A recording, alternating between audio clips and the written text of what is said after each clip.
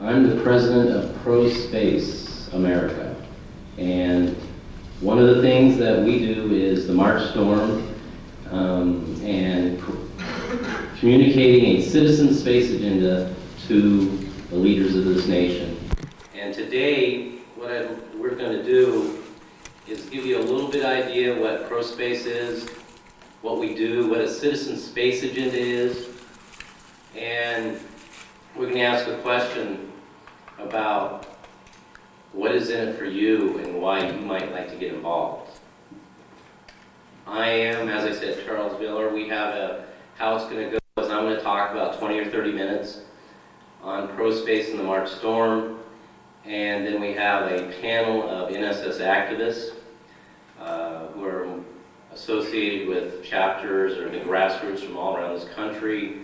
Joe Gillan is a long-term activist from California, now in the DC area, DCL5. Jeff Foust is with Boston NSS, and he is actually with Space Views. He's one of the writers. Ramsom Mullor is with the St. Louis Space Frontier Society, and Margot is with the Wright Space Society in Ohio. And I want to start out this morning by just asking all of you just one question. Why are you here? Why are each of you individually decide to come to this conference? Just think about that. Why are you a member of the National Space Society? Each of you has a different answer. It's unique to yourself. But I'd suggest that maybe one of the common themes is that you see something great happening for the human species, the human race. You want to be part of that. I mean, why are you here? Why are you taking the time out of Memorial Day weekend to come to this event? Why are you up at 9 a.m. in the morning on Sunday while everybody else is back in their room sleeping and getting that extra hour of sleep? Why are you here? What's so important? And what I want to ask you is, if you could actually have a part in making that happen, not just observing, but making that happen, wouldn't you get involved? Become part of that revolution, that change, that great change and shift in the human society, in our society. And that's what I'd like to invite you to just think about, that question, during this hour that we're going to go through and talk about the March Storm. And what some of your fellow grassroots activists are doing. So, Carol, next slide. ProSpace is a grassroots organization. We are dedicated to opening the space frontier to all people as rapidly as possible. And by a frontier, we mean a place that's open and accessible to all types of human activity. One of our events, one of our primary activities is a citizens' assault on Capitol Hill. And at first it was an assault, and in some part there's that type of thing, but it's almost like we are taking over Capitol Hill and delivering your vision. ProSpace actually goes to Capitol Hill and gives you, the people with the dream, the vision, the opportunity to communicate that vision to the leaders of our nation in a way that makes a difference for them. Next slide. This started out in March of 1995. In the first March Storm, it started out small. I just invited some of my friends in the grassroots space movement to join me on Capitol Hill for a week. 9 people total. There was myself and 8 other people. We briefed 52 offices on the DCX, the X-33, and some commercial space legislation. Next slide. We helped create a $25 million line item for the ROV Technology Development Program within the Air Force. This money went into the military space plane program and the X-33. And we started educating members of Congress and leaders of this nation about the cheap access to space and reusable launch vehicles, and this revolution is what we needed to open the space frontier. This is the key enabler. Next slide. And then we came out to places like the International Space Development Conference after that first effort. And one of the things we met with Newt Gingrich. He came out and spoke on a number of issues. We really shocked a lot of people. And so a lot more people like yourself, a lot more citizens who had this dream got involved in the second year. We grew to 40 people from 16 states. Next slide. And instead of 52 congressional offices, in the second year we briefed 203 congressional offices. And for the first time in 1996, that's 2 years ago, we took on the United States Senate for the United States Senate 2 years ago was the black hole of space. There was nobody in the United States Senate that cared anything about space. We didn't know anybody in the Senate. Things could get passed out of the House, and we had champions in the House who were willing to take on our issues, but we had no relationships with anybody in the United States Senate to move our issues. And in fact, this is about to be erased this year, and it's been since 1992 that NASA has got an Authorization Act passed out of the U.S. Congress. And that is in part because we have not been involved in creating this relationship and making things happen. And as part, sometimes things just got stopped in the Senate. They didn't care. They had other issues on their mind. Next slide. Now, one of the things about the March storm is not only are you doing something and communicating your vision to these staffers who you think they're going to care less and they don't even want to talk to you, you actually find out they're like really starving to hear from somebody, from citizens, about what they can do. These are idealistic people, a few years out of college. They're not getting paid very well, and they don't know how to make a difference. Well, what can I do to help? And they hear answers from the aerospace lobbyists, and they do these big, run through the big executives, and they run through the government executives, and some of the big budget scientists come through, and that's about it. Well, is that your dream? Well, the truth is those people don't communicate your vision. They don't talk about large-scale expansion of thousands and tens of thousands, and maybe eventually millions of people into the space frontier, and what they can do as responsible elected leaders this nation can do to make a difference to you, the people. No one's communicating that to them, except the people of the March storm. And we have an awful lot of fun. And so one of these things is we got together here with Dan Golden last year in the Space Subcommittee hearing room, along with the chairman of the Space Subcommittee, Dana Rohrabacher. Next slide.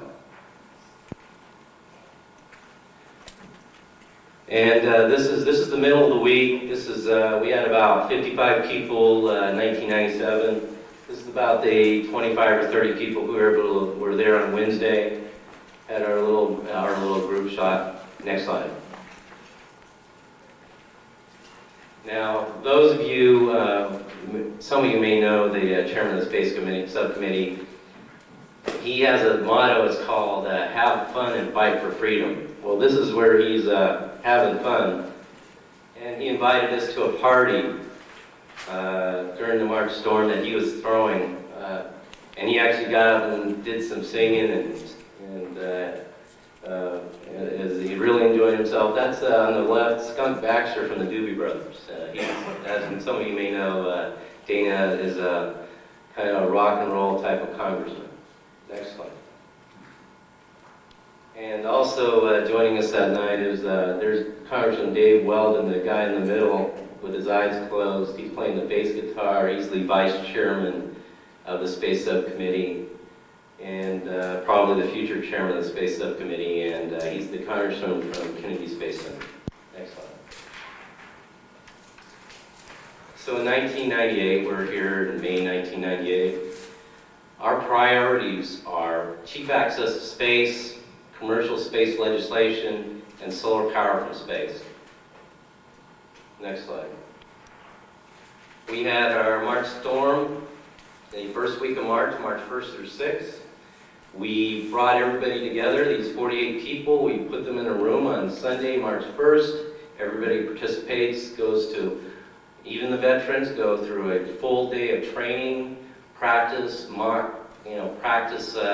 speaking your vision. It's not our vision, it's your vision about why we're going into space. What do you want to happen? What would make a difference to the American people? We talk about all the issues in detail. We do several hours of mock briefings during groups, with people of experience and less experience. And then we go up on the Hill. We had 246 congressional briefings this year, 83 in the Senate, 163 in the House. And then this year is the first year we followed up with a small follow-up on a focused issue, first week of May. We only do this with veterans. We don't do any training. We get together for a day, day and a half, and we went up on the Hill and briefed, had a dozen people, briefed 41 congressional offices. We just focused on the House and Senate leaders of the space subcommittees, the authorization and appropriation subcommittees, and did a commercial space, cheap access to space issue, and we're getting a very good response. Next slide.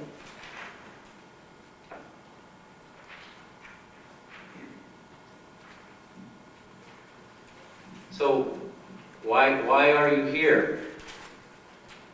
One of the things that I just want to invite you to consider, we're talking about opening the space frontier to all people. And these people are taking your message to the leaders of this nation. And they're doing it in an organized fashion. And we are changing what it means, what space means to this nation. There are pieces of legislation we are going to see next week probably, the Commercial Space Act of 1997 passed the United States Senate, and the first NASA Authorization Act passed out of the United States Senate in 5 years. We are fighting for an increase in solar power from space from 5 million to 25 million and to get its own line item. And the only reason that reusable launch vehicle development and technologies and commercial space policies are changing in this nation so that the commercial spaceplane companies can have a fighting chance to get investment money without competing from the government are, the major reason is these citizens, these 48 citizen champions who came to Washington, D.C. to communicate this huge vision and what our nation's leaders can do about it. And I want to invite you to join our team now, that this is actually what you've been waiting for to make a difference. Because if you join and the other people in the National Space Society join, we could have 100 people on the Hill. 250 briefings, we could have 500 briefings. There's 450 members of Congress. I mean, what's going to stop us if we have that type of force? We're one step away from that. Next slide, John.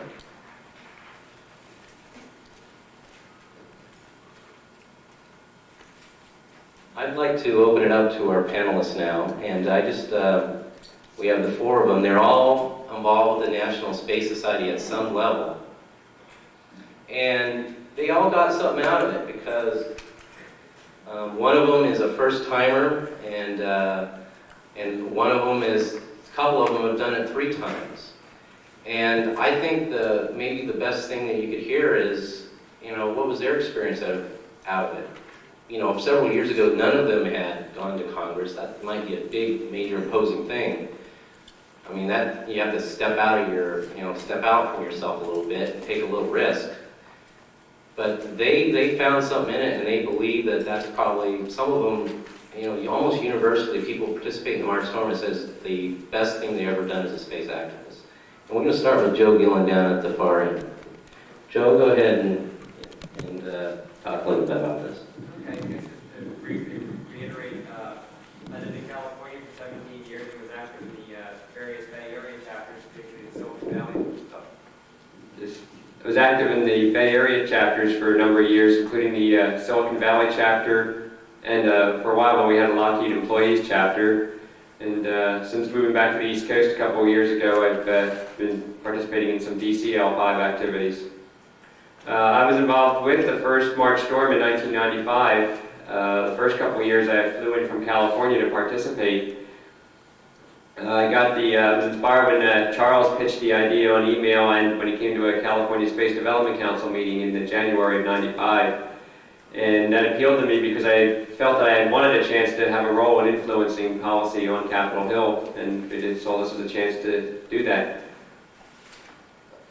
And in this case, I found that my reflections on what I've gained from it, as I see, is an opportunity to influence those in power by way of the staff members in Congress, who are the ones we brief most of the time. I think that's one thing I learned out of it, is how much influence they have. I heard somebody say that the public doesn't realize how much this country is run by 25-year-olds, but when you talk to the staff people, you're really talking to the people who filter the information to the representatives and senators who, in making policy.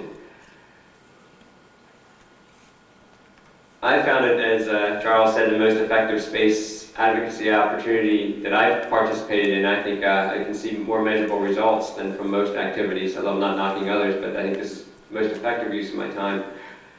And aside from that, too, just participating, I felt I learned a little bit more about how government works on the inside. And it's, just as a citizen, I've enjoyed learning that, and that's a lesson you can apply to any issue you get involved in during your life. So once again, I urge you to take advantage of this and try and come down next year and participate. I think you'll really enjoy it when you do it. Yeah. A little bit of background about myself. I've been a member of NSS for about 5 years and a member of the Boston chapter of the NSS for about that same period of time. And before that, I've been a member of SED, Students for the Exploration and Development of Space, since about 1989. Getting up there in age. And I've been devoting a lot of my energies with Space Views, with online publication of space news and articles and such. And because of that, I've known about March Storm for a while, but I hadn't really had the time, hadn't been able to work my schedules out to actually participate until this year. And I basically made the time to come down to Washington for a few days and participate in March Storm. And I described my experience in one word. This was fun. It was a fun experience to go down there. The training session is great. It gives you an opportunity, first and foremost, to really articulate your vision, your own vision of why you're spending your own time, your own money to come down there and talk to members of Congress, and why you think space is important. And that's really a very key part, is when all else fails, you can fall back on your vision, fall back on what you really believe and why you think this is important. Now I have to admit, when first getting started actually going into these congressional offices and talking with these staffers, it's a little bit intimidating. I mean, I'm not a lobbyist, I'm not an expert, I don't have a PhD yet. About 6 months I will. I'm just a citizen. What am I doing going into these congressional offices talking to staffers? Well, I am a citizen, and that's the most important reason why I'm going and talking to these people. And when these staffers realize that you're not representing some corporation, you're not representing some other interest, you're representing yourselves and your own beliefs, you gain an incredible amount of importance in their eyes. And you get their attention, and you start talking about these things like supporting the Commercial Space Act and supporting SPS funding, things like that. And they really start to pay attention. And it's great to see you starting to connect with them.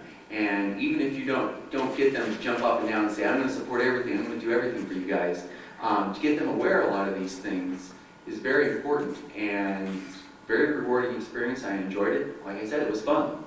And I certainly plan to do it again in the future.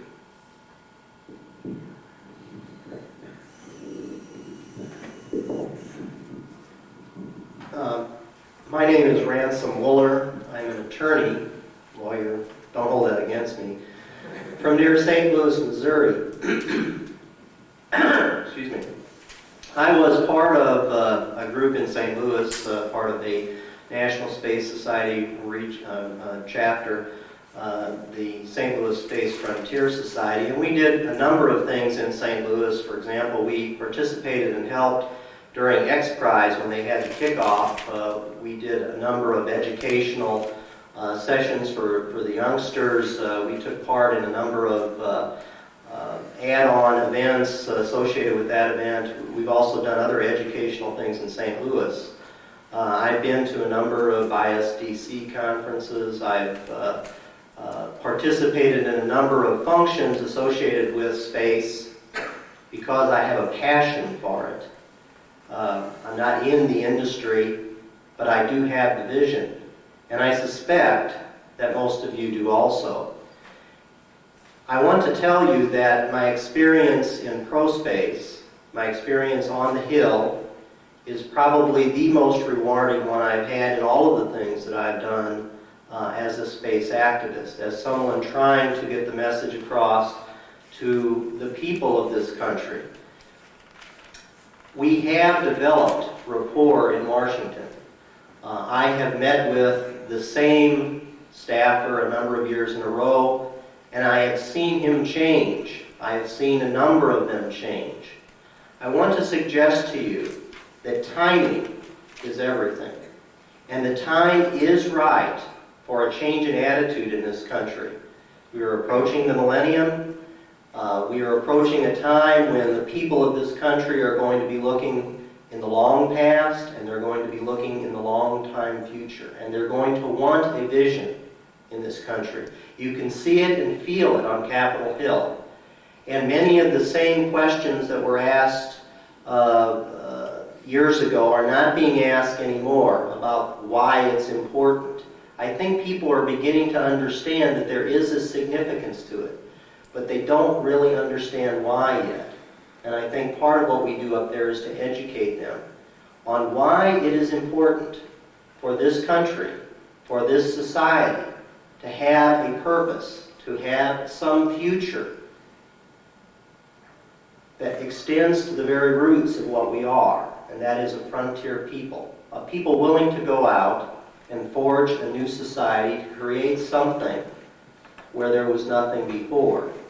And I think that the people in Washington, the staffers, and even occasionally when you get to meet a congressman, they are beginning to understand that vision.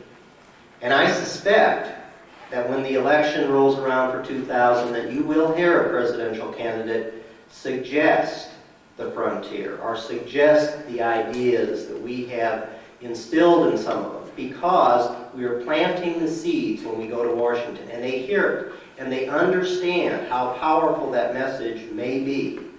Now they're going to reshape it to their own will, and they're going to do with it as they would like. But I think that you will begin to hear that message. If you want to do something very important to help create a new and different attitude in Washington, then I suggest to you that you should participate in March Storm and become active in ProSpace. I think it is the best way, if you have an interest in being active, if you have an interest in pushing that vision, I think it is the best way to do it.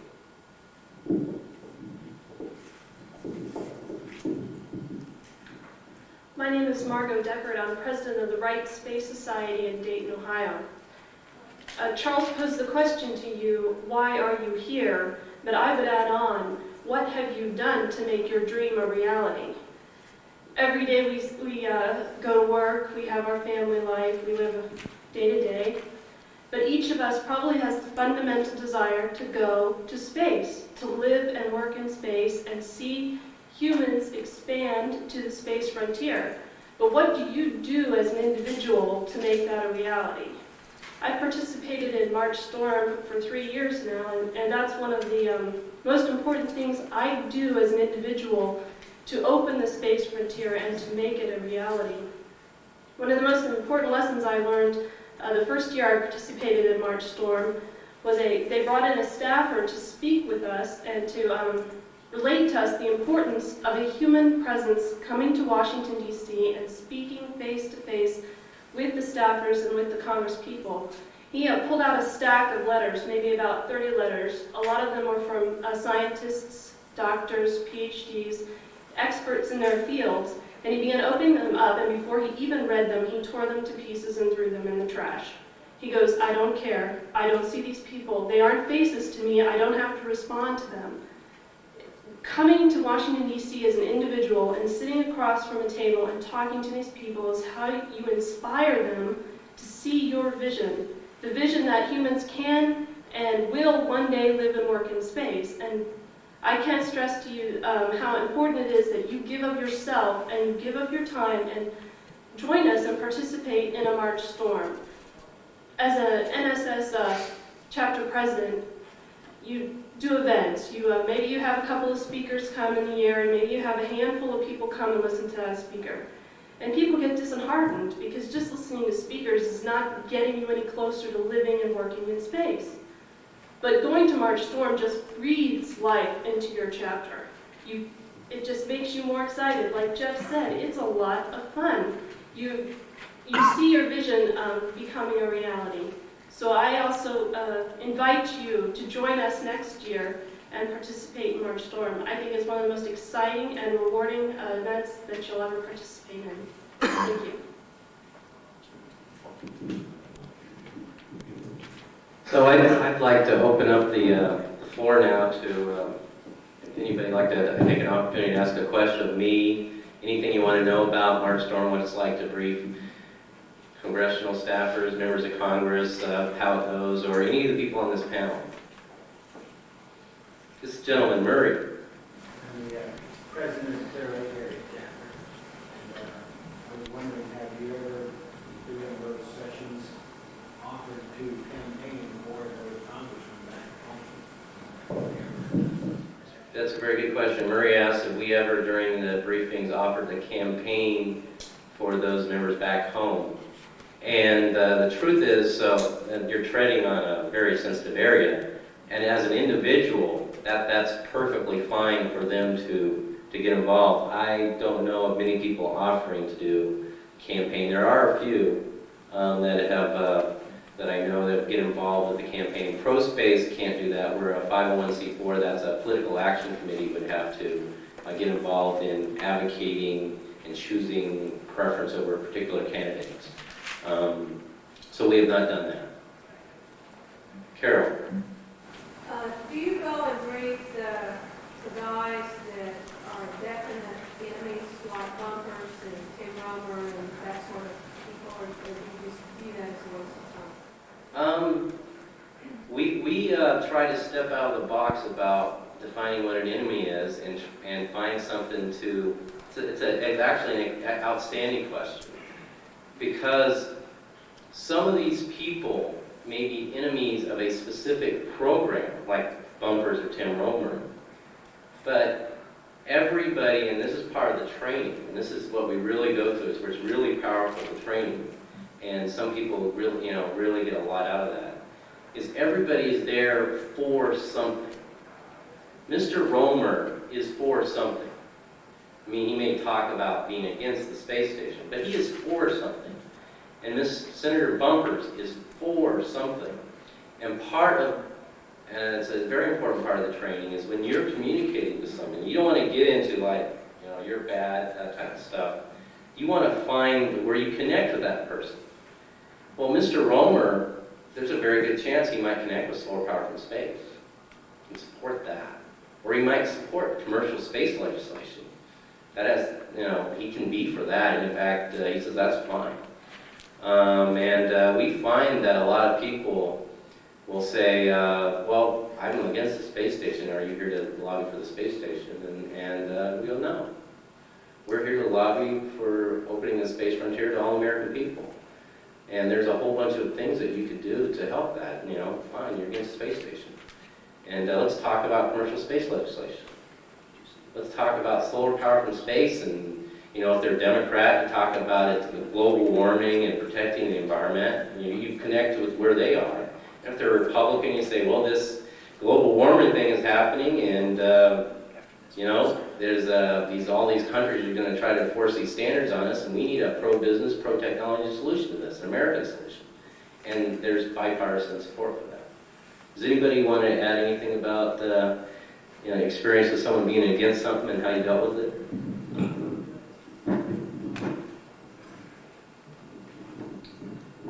I had the opportunity a couple of years to actually go to Senator Bumper's office, and interestingly, his staffer is probably more knowledgeable about space issues than a lot of the other offices that I had an opportunity to go to. Being against something sometimes makes you have to do your homework. So they do have and actually I think that's sometimes helpful because they have a knowledge of the area. And interestingly, there was no one, even Senator Bumpers, who was really against the notion of expansion into space or the space frontier. It's usually with those people a specific thing that they're against, and they usually are against it because they have a good reason, or at least they believe they have a good reason for being against a specific portion of space policy that exists in this country. So those people actually, in my experience, when you know where they come from, are enjoyable to talk to because they know a lot about it. They're willing to listen. They do have their own views, and as Charles said, if you connect with them, if you talk to them about things that they do agree with, they are very supportive. So there's all kinds of ways to skin a cat, and actually, the one thing I would tell you about this organization is that it is very organized. There's a lot of planning that goes into the March Storm. We carefully look over the various offices that people are going to. We try to match you up with your own congressman or your own senator from your own state.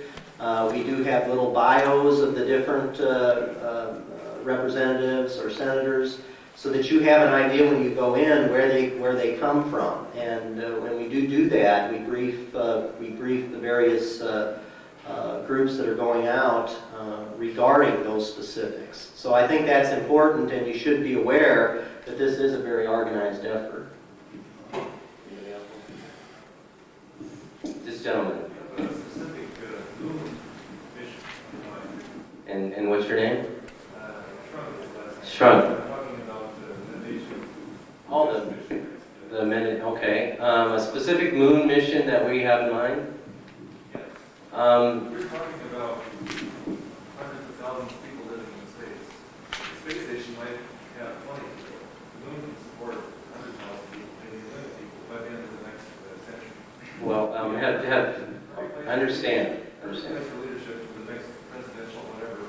This is the goal. We can start now and so on. So did you get a copy of our Citizen Space Agenda in your packet? No, but I presented a paper on the Mullor Railroad yesterday. Okay. Well, I invite you to, if you have not gotten anybody here, we have some papers up the top. This sets out the Citizen Space Agenda that we're presenting, the core issues. If you did not get a copy of this packet, about the first 300 or so people got copies in their packets, and I guess we had 500 people. So if you did not get one of these, come up and get one. We also have copies of our white paper on the issues for the Department of Transportation on encouraging commercial space planes. No, we don't have a specific moon mission we push. In fact, we find that most of the participants in the Mars Storm all have their favorite mission. Some of them want to go to Mars, have Mars settlements. Some of them want solar power satellites. Some of them want to do asteroid stuff. Some of them want to turn the space station in the first town in space and be Alpha Town. And some of them want to go to the moon and do commercial, large-scale stuff on the moon and mining and human settlements on the moon. So we actually find that that kind of would box you in. And we are pushing driving. We are opening up enabling things that would help any moon. We're enabling technologies, commercial space, market issues, technologies that would go into solar power in space, technologies that go into huge existing markets like energy, solar power in space, tourism, and that was an appropriate question. Anybody else? Just gentlemen. Are there tax incentives for private companies that are trying to get into space, or do they pay the normal federal tax rate? And could you introduce yourself? My name's Robert Truckman, graduate student in computer science. And where are you from? Chicago. Chicago. Cool. So we need some more people from Chicago. I'm hoping to work for NASA. Okay. Are there tax incentives in space? No, there are not really major tax incentives for space development right now, and that's a perfect leading question because Chairman Rohrabacher of the Space Subcommittee has drafted legislation existing. Some of it's up at the ProSpace table on the second level. There's 2 active versions of it. He's proposing a tax holiday, a 10-year tax holiday. There's no federal income tax on profits made on new businesses that don't exist yet, on new businesses developed in space, which could have a huge impact on the bottom line on your return on investment, and encourage a lot more, private investment in these new space businesses. And that's a bill that we'd like to get, passed very soon. And if it doesn't get somehow snuck into a tax bill this year, we're going to probably make that a major priority in the next couple of years, next year or two. Any other questions? Tom Billings is from Oregon in the back. Portland, Oregon. I wanted to ask, to follow up on that, does anybody have an idea what's the bite right now for the corporations on that? Is it 33% still? So what's the marginal income tax rate? No, the tax for the corporation. I don't think it's marginal. I thought it was a flat. Oh, there's a flat. I don't know. Does anybody here? Does anybody know the bite? Ransom, it used to be that? 33%.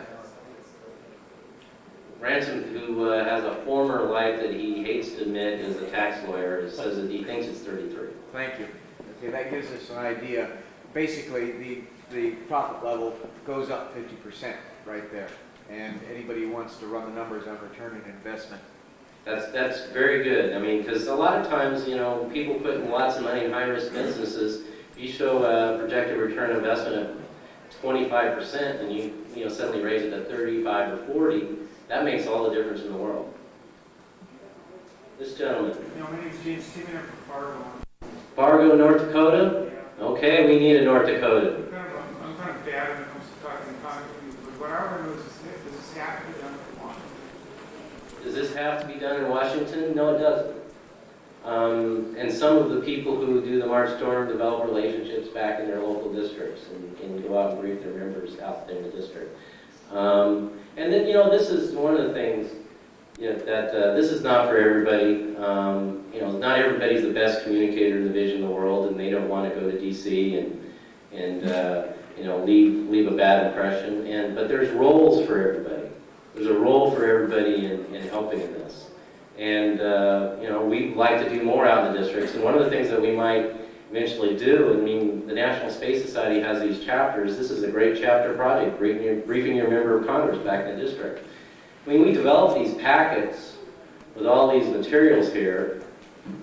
It includes that briefing document, all these supplementary materials.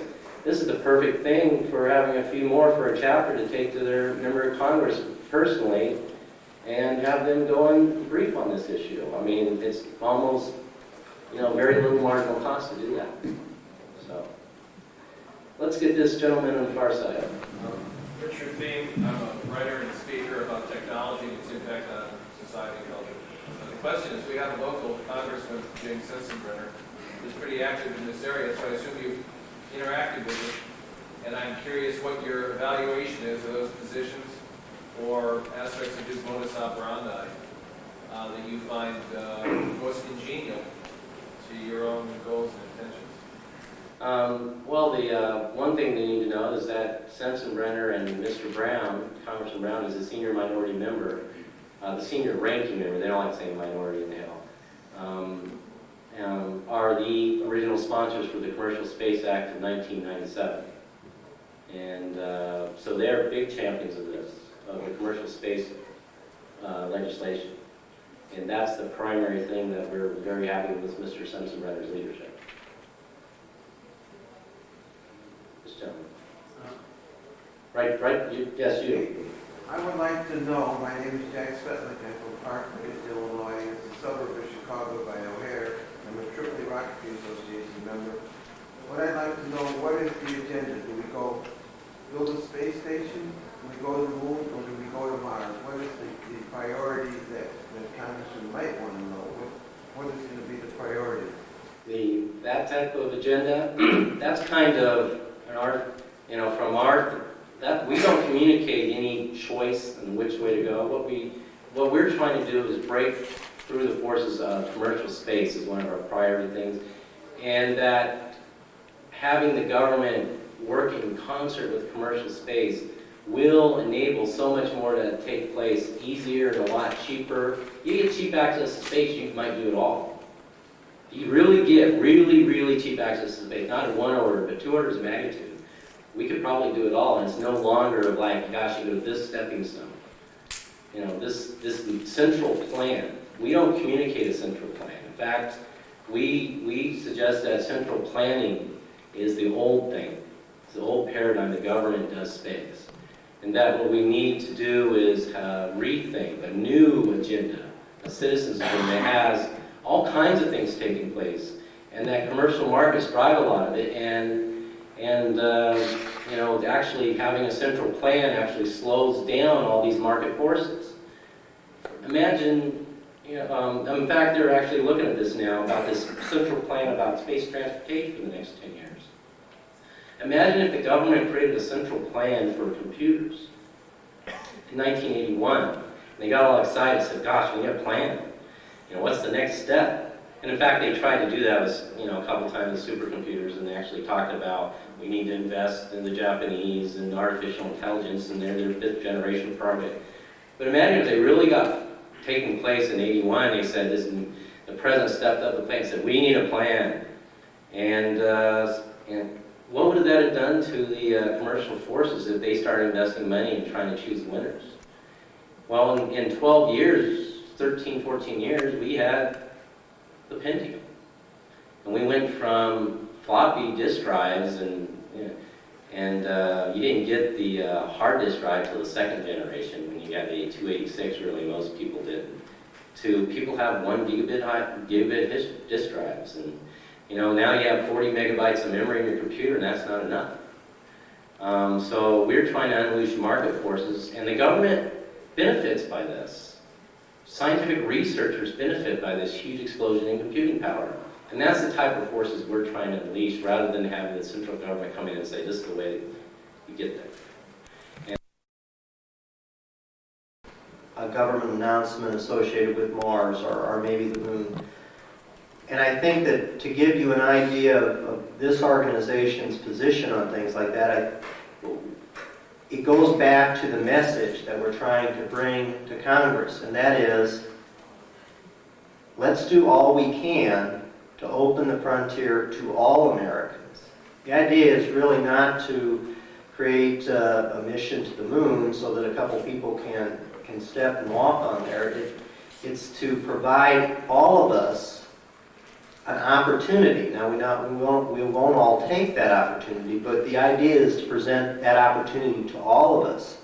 So if, for example, the government were to announce or decide that a Mars mission was an important new millennium project, and they may decide to do that, I think this organization, although we haven't talked about it specifically, I think this organization's position would be, well, that's great, but let's make sure that when we do it the right way. And that is that we're building stepping stones. We're building the infrastructure necessary. We're doing all the things possible so that it's not just a mission, but that it's a new step for mankind. And that it leads to the ability of all of us to take part in that. And so if you spend any money on it, you got to spend it wisely. You got to do it the best way possible to give all people the opportunity eventually.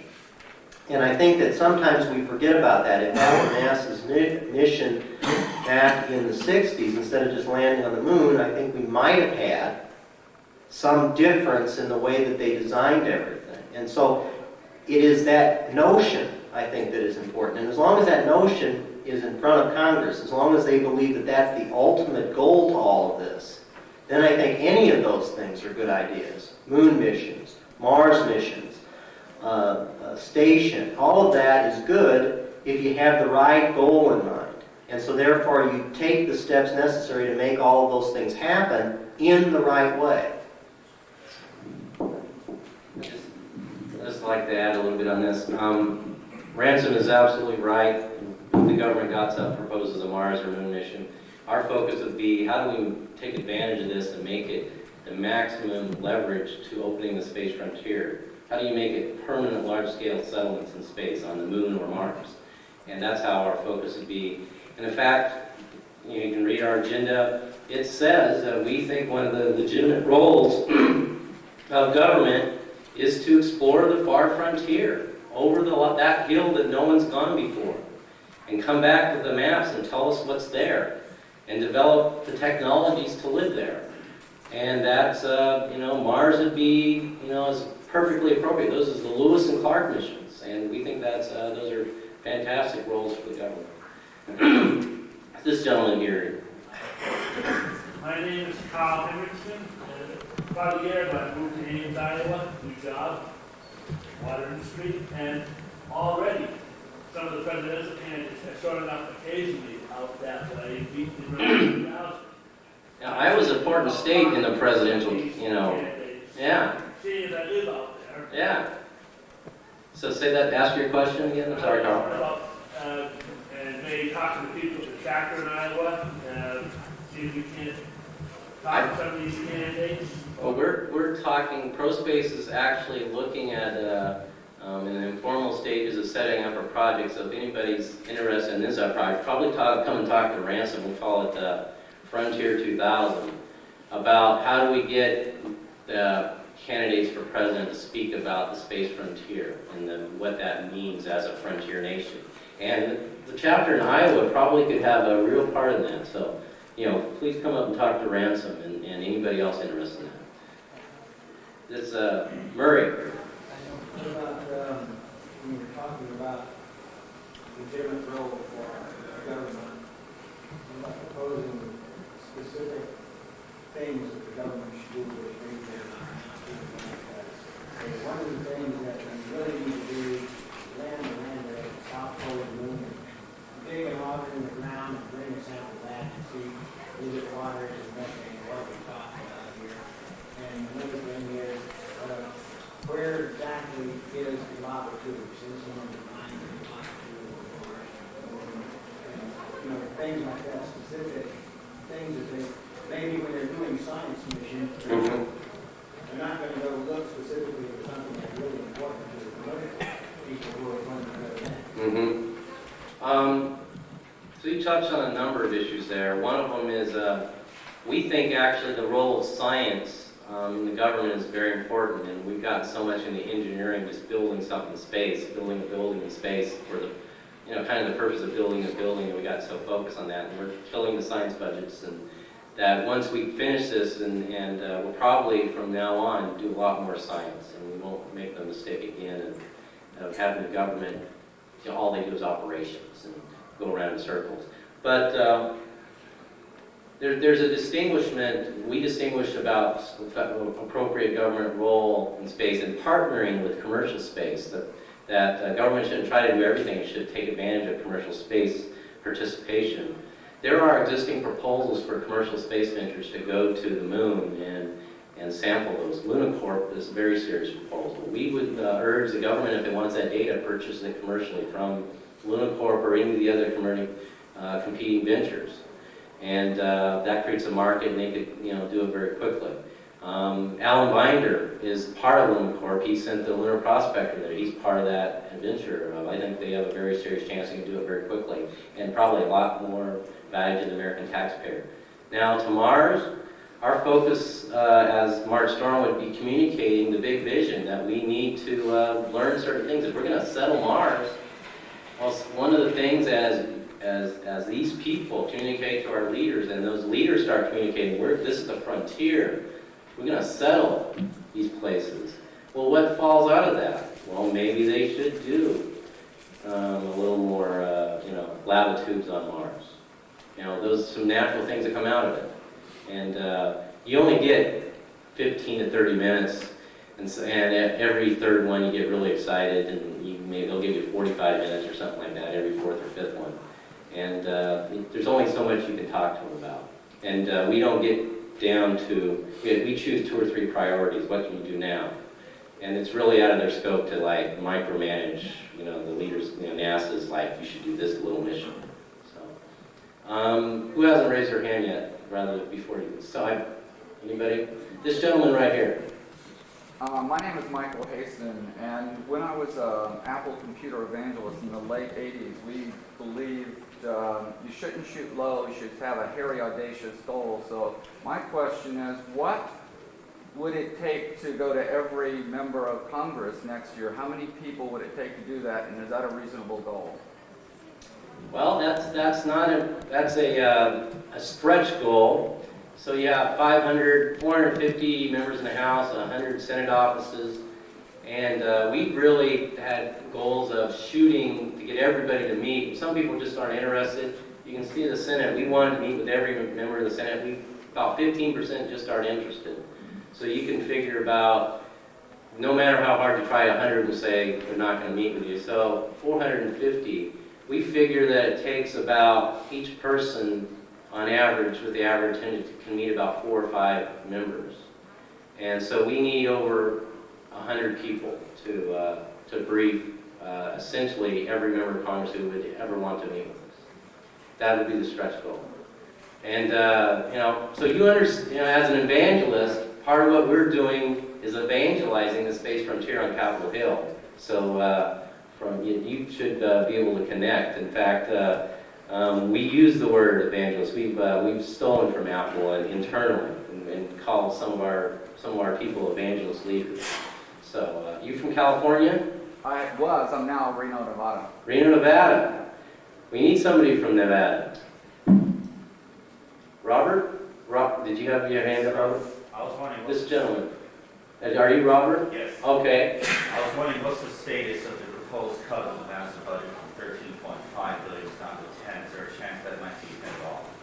Oh, I think there's no talk about that anymore. That was a year ago when the Clinton administration was forced to show that they could balance the budget in a few years, and we had enough growth that the economy grew and the budget's balanced. So that's not an issue anymore.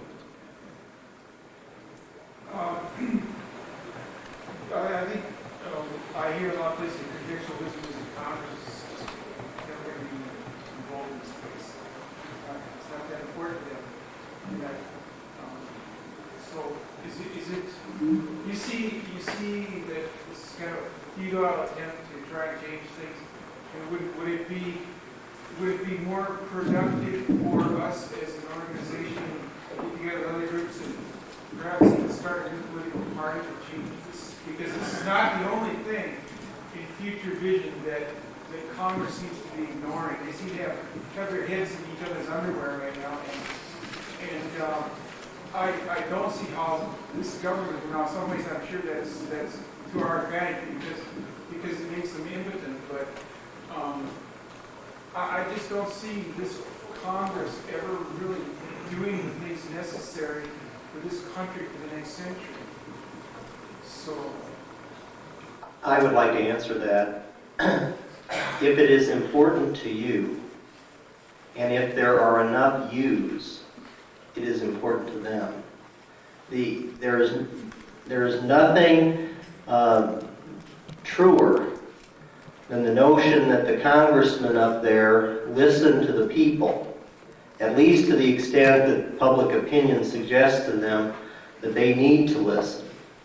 So if the public in this country is interested in space and they get the idea that it is not just a shallow interest but a real interest, and I think that they do get that notion when we go and personally meet with them face to face, then it becomes important to them. I think that's important for you to understand. When they see people come to Washington who are not part of any industry, paying their own way, because they have a passion and a vision, and they present that to them face to face, they become interested because you're interested. And they know how important and powerful that is in a democracy. Believe it or not, that is true, at least in my experience.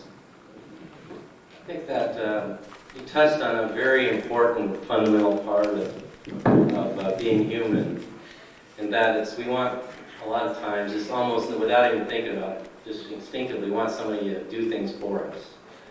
And that we don't have to be responsible. I mean,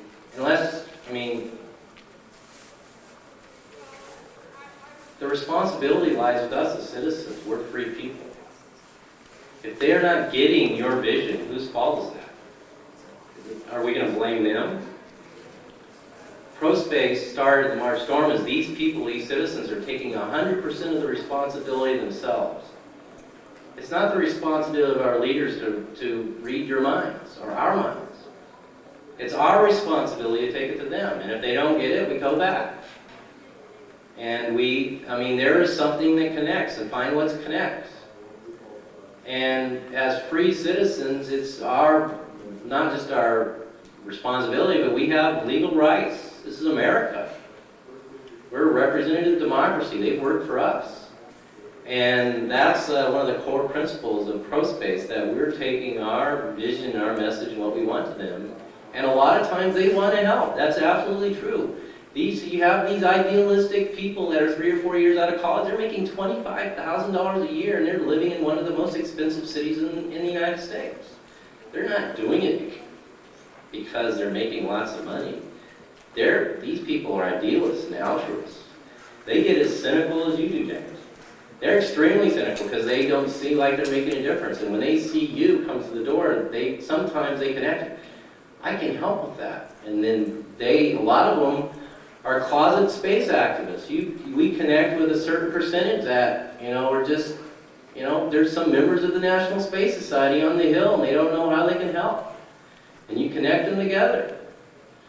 So, you come out of the March Storm, you energized. Like this is the funnest thing you've ever done. It kind of acknowledged you as an activist. You go back home and you want to get more involved and bring 5 people next year. Next question. This gentleman over here. This will be the last question. I understand you're making some subtle distinctions, and I'm trying to grasp what exactly the vision is in slightly more concrete terms. And to use the internet as an example, you mentioned how the government tried to direct top-down style some research that wasn't the right direction to go.